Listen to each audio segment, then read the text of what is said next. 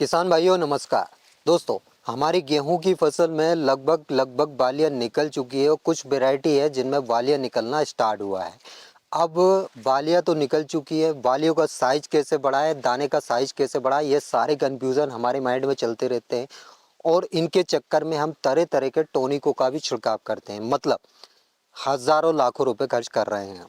अब देखिए दोस्तों, इस स्टेज को मैं सबसे इम्पोर्टेंट स्टेज बोलता हूँ, क्योंकि अभी तक जो भी हमने खर्च करा है, जो भी हमने मेहनत की, अगर बाय चांस इस स्टेज पे कोई भी नुकसान हमारी फसल में होता है तो हमारी मेहनत भी जाएगी और हमारा खर्च भी जाएगा। इसलिए इस स्टेज पे आपको सबसे ज़्यादा ध्यान देने की ज़रूरत है। देखिए, स्टार्टिंग से तो हमने ध्यान दिया है, जो भी खाद उर्वरक हमारी फसल को चाहिए था वो हमने दिया है। अब हमारे किसान भाई क्या करते हैं, यहाँ पे अगर इस पत्ती में कोई भी डैमेज होता है तो उस पर ध्यान नहीं देते। बाकी हम लगे रहते हैं कि भाई बालियों का साइज बढ़ जाए। बालियों का साइज ऐसे नहीं बढ़ता है, इस बात का ध्यान रखना।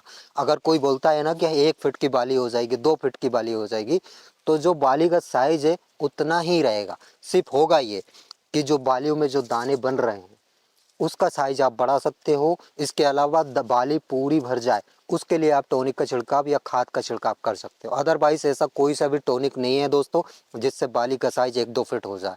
ये सारी बातें फिजूल की है। अब मेन आते हैं मुद्दे पे। देखिए देखिए दोस्तों, अभी आपने देखा होगा बहुत सारी जगह पे बहुत ज़्यादा नुकसान गेहूं की फसल में हुआ है, मतलब फसल आड़ी हो गई है। उसका भी एक मेन कारण है जो कि मैं आपको बताने वाला हूँ। फसल आड़ी क्यों होती है? हमारी मूर्खता के कारण।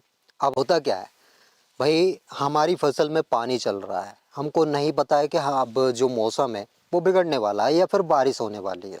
इसका अनुमान आप घर बैठे लगा सकते हो। देखिए, टेक्निकल ज़माना है, स्मार्टफोन सबके पास है। आपको करना क्या है, लोकेशन के हिसाब से वेदर सर्च करना है। वेदर आप सर्च करोगे गूगल पे तो आपको 10 दिन की जानकारी वो दे देगा कि भाई अगले 10 दिनों में आपके यहाँ पे ये मौसम होने वाला है या फिर इस दिन आपके यहाँ पे बारिश होने वाली है। उस हिसाब से आप अपनी फसल में सिंचाई बंद कर सकते हो। अगर आपकी फसल में सिंचाई कंटिन्यू चल रही है और बाय चांस थोड़ी बहुत भी हवा चलती है तो आपकी फसल पूरी की पूरी आड़ी हो जाएगी। इस बात का विशेष कर ध्यान रखना। टेक्निकल ज़माना है, उनका यूज़ करिए आप। यदि आप अपनी फसल से एक वास्तविक प्रॉफिट कमाना चाहते हो या स्मार्ट फार्मिंग करना चाहते हो तो ये सारी चीज़ें आपको अपनाना पड़ेगा। और सबसे इम्पोर्टेंट चीज़, भाई आप सिंचाई कितनी भी कर दो अपनी फसल में, लेकिन हर एक सिंचाई के साथ आपको नाइट्रोजन यानी यूरिया का छिड़काव नहीं करना। हमारे किसान भाई यहाँ पे भी बहुत बड़ी गलती करते हैं कि भाई अगर पहला पानी लगाया दूसरा पानी लगाया, इन दोनों पानी में नाइट्रोजन दिया जाता है, वो सभी देते हैं। लेकिन तीसरा पानी आप लगा रहे हो, चौथा पानी आप लगा रहे हो, तो तीसरे चौथे पानी पे भी आप नाइट्रोजन का छिड़काव कर रहे हो। तो ये हमारी मूर्खता है और सबसे बड़ी गलती भी हम बोल सकते हैं। अगर आप ऐसा करते हो आपकी फसल में आड़े होने की संभावना 101% हो जाती है। भले ही आप उसमें कुछ भी छिड़काव कर लीजिए, आपकी फसल आड़ी ही होगी। क्यों? क्योंकि हम ग्रोथ बढ़ा रहे हैं वहाँ पे। ग्रोथ तो हमने बढ़ा दी, उस हिसाब से हम पौधे को मजबूती नहीं दे पा रहे हैं।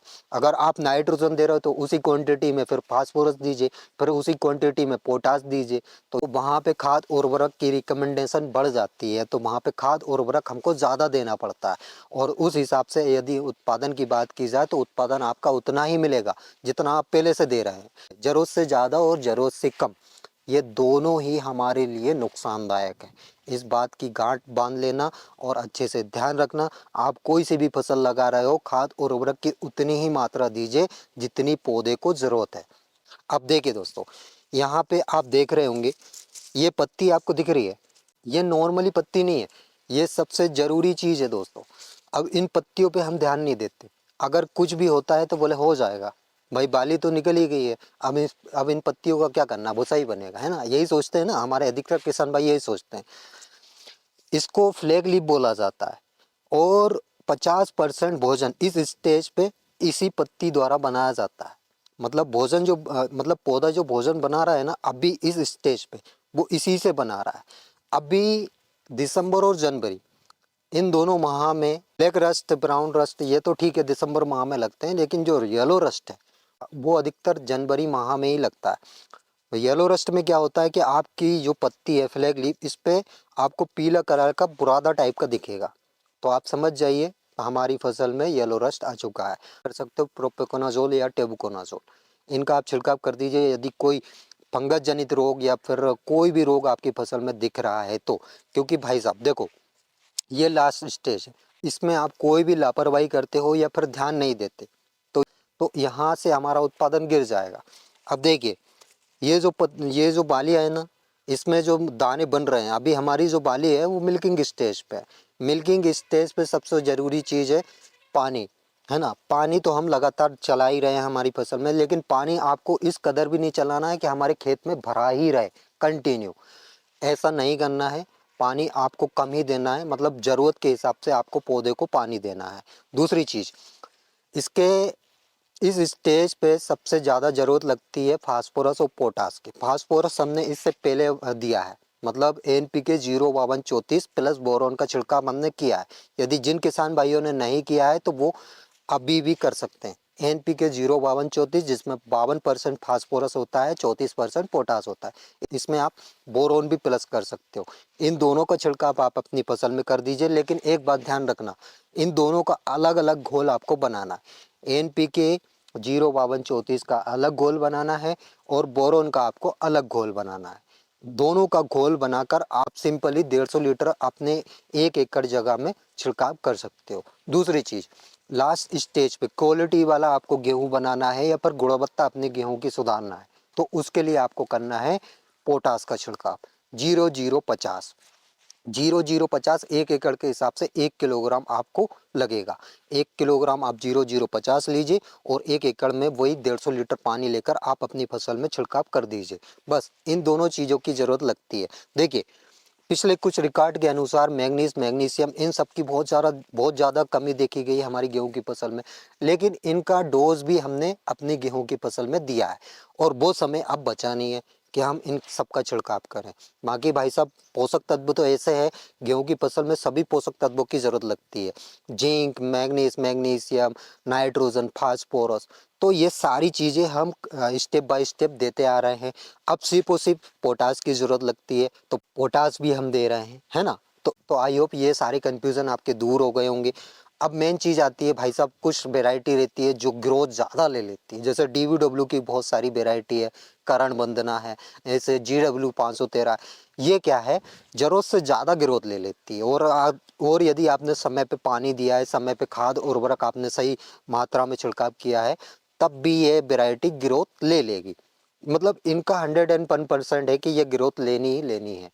तो अगर आपने ऐसी कोई वेराइटी लगाई है तो आपको सिंपली क्या करना है, अपनी फसल में ल्यूसीन का छिड़काव करना है। ल्यूसीन क्या है, ग्रोथ वहाँ पे रोक देती है। तो ग्रोथ अगर रुक जाती है तो हमारी फसल में आड़े होने की संभावना कम होती है। देखिए आड़ी यदि फसल हो गई तो सीधी सी बात है, यहाँ से प्रकाश संश्लेषण जो है नहीं होगा, मतलब पौधा भोजन नहीं बनाएगा। और पौधा यदि भोजन नहीं बनाता है तो जो इसमें दाने बन रहे होते हैं वो दाने क्या है, साइज में छोटे रहेंगे या काले पड़ जाएंगे, या फिर यूँ बोल सकते हैं कि जीरो साइज के दाने बनेंगे। अगर जीरो साइज के दाने बनते हैं तो वहाँ से हमारा उत्पादन जो है गिर जाता है। आपको ये सारी चीज़ें अपनी फसल में ध्यान रखना पड़ेगा, तभी आप अच्छे उत्पादन की ओर अग्रसित रहोगे, है ना। मतलब कहने का मतलब ये है कि मेन फोकस जो है आपको इन पत्तियों पे करना है। जब तक हमारी फसल पक नहीं जाती तो ये पत्ती एकदम सही सलामत होनी चाहिए, सुरक्षित होनी चाहिए। अगर इस पत्ती में कोई भी डैमेज होता है तो यहाँ से ये पौधा पूरा कमज़ोर हो जाएगा, क्योंकि ये जो दाने बन रहे हैं उसकी वजह ये पत्ती है। मतलब आपको एक गुणवत्ता वाला दाना चाहिए, दाने का साइज अच्छा चाहिए, स्वस्थ दाना चाहिए, तो आपको सबसे ज़्यादा ज़रूरी चीज़ है इन पत्तियों पर ध्यान रखना, है ना। तो ये सारी चीज़ें आपको कवर करना पड़ेगा। तो आई होप दोस्तों आपको मेरे द्वारा दी गई जानकारी समझ आई होगी, वीडियो पसंद आई होगी। वीडियो अगर अच्छी लगी हो तो एक लाइक ज़रूर कर दीजिएगा, और जो किसान भाई चैनल पे पहली बार आए हैं, अभी तक चैनल को सब्सक्राइब नहीं किया है, तो सबसे पहला काम चैनल को सब्सक्राइब कर लीजिए, ताकि ऐसी खेती से रिलेटेड जानकारी आपको समय समय पे और तुरंत मिल सके। तो आज के लिए इतना ही काफ़ी है, मिलता है नेक्स्ट वीडियो में नेक्स्ट टॉपिक के साथ। तब तक के लिए टाटा बाय बाय, टेक केयर, अपना ख्याल रखिएगा। जय राम जी की।